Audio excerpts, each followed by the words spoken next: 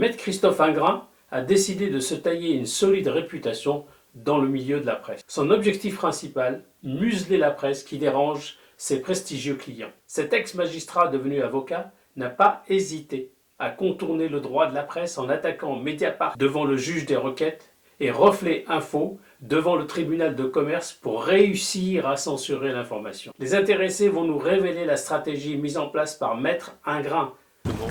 Alors, je suis Antoine Champagne, je suis rédacteur en chef du site reflet.info et on a publié un certain nombre d'articles sur la base de documents qui avaient été volés par un groupe de ransomware au groupe Altis et qui ont publié ces documents sur internet. Donc nous on est allé regarder ce qu'il y avait dedans et on a publié un certain nombre d'articles. Altis nous a assignés, non pas devant un tribunal lié aux affaires de presse, la 17e chambre à Paris, et donc a contourné le droit de la presse en nous assignant devant le tribunal de commerce de Nanterre pour violation du secret des affaires, en tout cas supposé. Ils s'inscrivent dans le cadre de ce que le Conseil de l'Europe et un certain nombre d'institutions européennes ont caractérisé comme étant des procédures bâillons, des slap proceedings.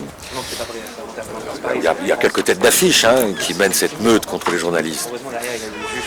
Évidemment Bolloré. Et nous allons plaider qu'il y a eu un véritable détournement de procédure. C'est qu'on s'est adressé au tribunal de commerce.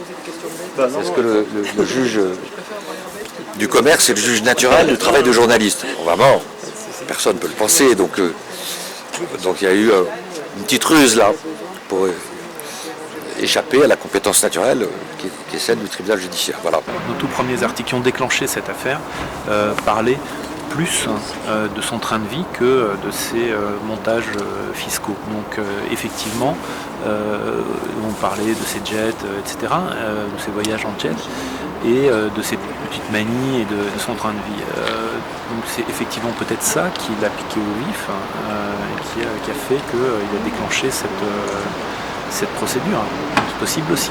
Il y a des groupes privés, des personnalités qui mènent des combats d'arrière-garde, et je pense que c'est un combat d'arrière-garde qui est mené aujourd'hui par M. Patrick Dailly et ses sociétés. Pourquoi c'est un combat d'arrière-garde? Parce qu'il y a une tendance maintenant très inscrite dans la loi européenne, la loi française, et qui en gros dit que les journalistes, pour répondre à l'exigence du devoir d'information,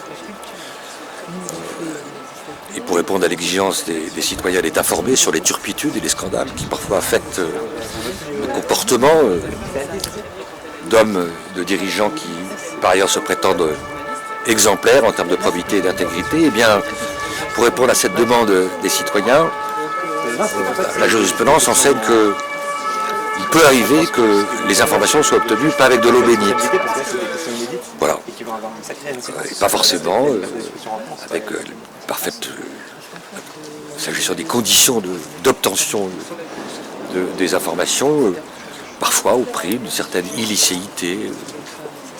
C'est largement admis, c'est archi jugé. Mais M. Patrick Dailly, un certain nombre d'autres dirigeants d'entreprise, comme par exemple Bolloré, ne l'entendent pas de cette oreille. Donc c'est pour ça que je dis que ce sont des combats d'arrière-garde. Le juge européen a dit la messe de façon très claire, c'est ce que nous allons plaider avec Maître Lorenget dans quelques instants. Et enfin, c'est l'occasion pour les juges d'appel ici à Versailles, et peut-être qu'il faut remercier, faudra-t-il remercier Maître Ingrand de nous avoir donné l'occasion de bien consolider les principes, et qu'avec le secret des affaires, c'est pas fait pour être l'instrument d'une procédure bâillon. C'est pas fait pour empêcher les journalistes de faire leur travail. Et si on suit la conception du secret des affaires telle que les sociétés de Mandres voudraient l'avoir entériné, il n'y aurait pas eu de scandale du Mediator, il n'y aurait pas eu de LuxLeaks, il n'y aurait pas eu de Pandora Papers, il n'y aurait pas eu toutes ces révélations essentielles aujourd'hui pour les citoyens et la démocratie. Donc c'est un principe que nous attendons. On n'est pas dans l'excès de confiance, mais nous pensons de façon très sérieuse que le droit est de notre côté. Comment? Oui, je suis d'accord. Le truc préalable de l'immunité, ça fait normalement 4 minutes 15. C'est plus court que les conclusions. Et ce qui est en cause fondamentalement, bien évidemment, c'est le droit d'être informé des citoyens. Voilà. Et les juges, plus ou moins bien formés, plus ou moins bien inspirés, prennent parfois des décisions, surtout en ce moment, qui sont assez catastrophiques. C'est dû à quoi, ça, Un des défenseurs a parlé de catastrophe judiciaire, et c'est vrai, Et nous espérons évidemment une rétractation et une magnifique décision qui devrait servir dans l'avenir à décourager toutes celles et ceux qui veulent faire taire les journalistes et empêcher les citoyens d'être informés. Madame la Présidente, je suis devant vous au nom du journal en ligne Mediapart, dont je suis le directeur de publication et à ce titre le premier responsable de ce qu'il publie. Et je viens vous demander de mettre fin au plus vite à une attaque sans précédent contre la liberté de la presse, telle qu'elle est régie par la loi républicaine du 29 juillet 1880. Autrement dit, d'ordonner la rétractation de l'ordonnance de censure préalable rendue ici même, il y a une semaine, au nom du président du tribunal judiciaire de Paris.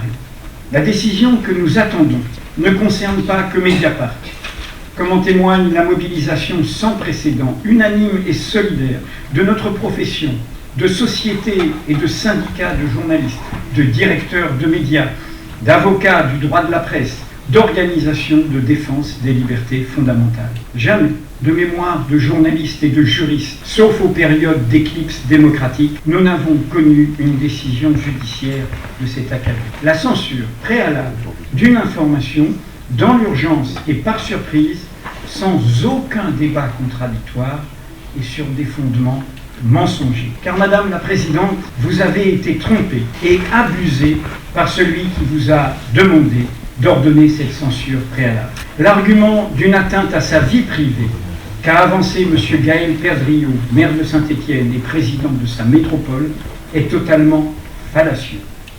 Les nouvelles informations qu'Antione Rouget s'apprêtait à révéler sur Mediapart s'inscrivent dans le prolongement d'une enquête dont M. Perdriau lui-même a reconnu l'intérêt public.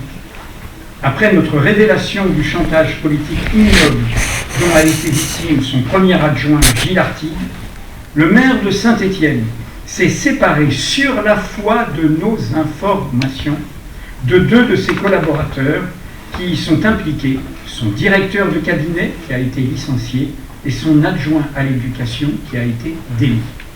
Cette fois, nous nous apprêtions à révéler que dans le cadre de ses activités de maire, M.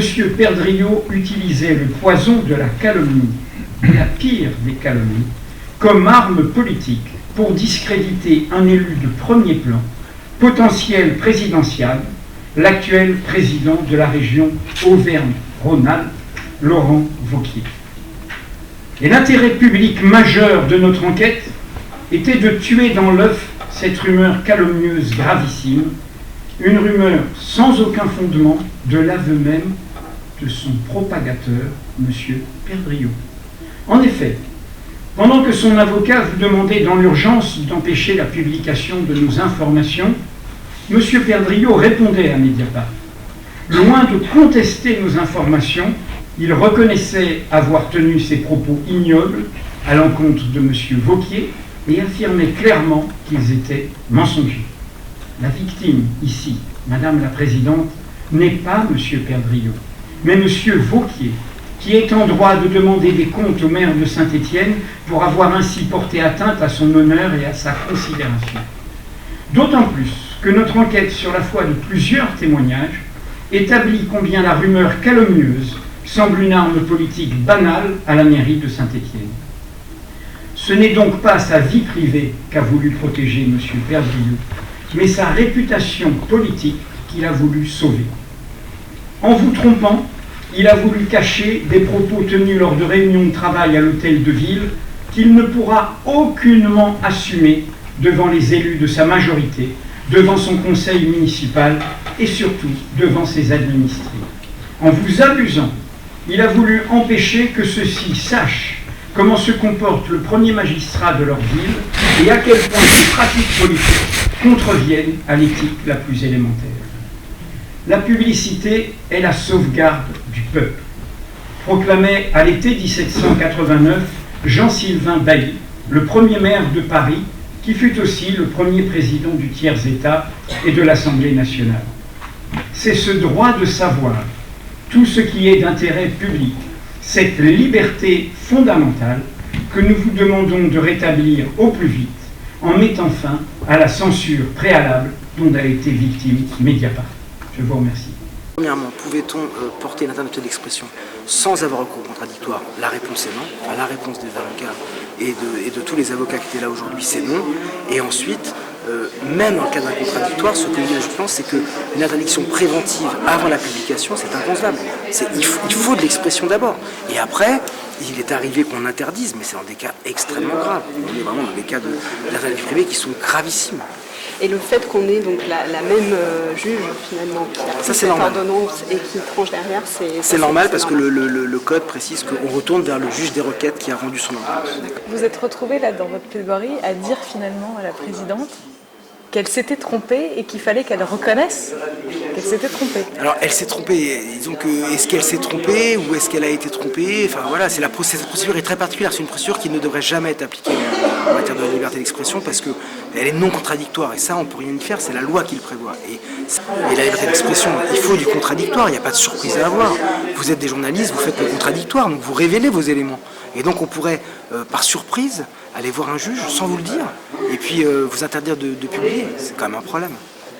Eh bien, nous avons montré comment le poison de la rumeur est utilisé, de la calomnie plutôt, sans aucun fondement, est utilisé comme une arme politique. Nous sommes profondément déçus. Il a fallu quelques minutes, il y a une semaine, au président du tribunal judiciaire de Paris pour porter une atteinte sans précédent à la liberté de la presse.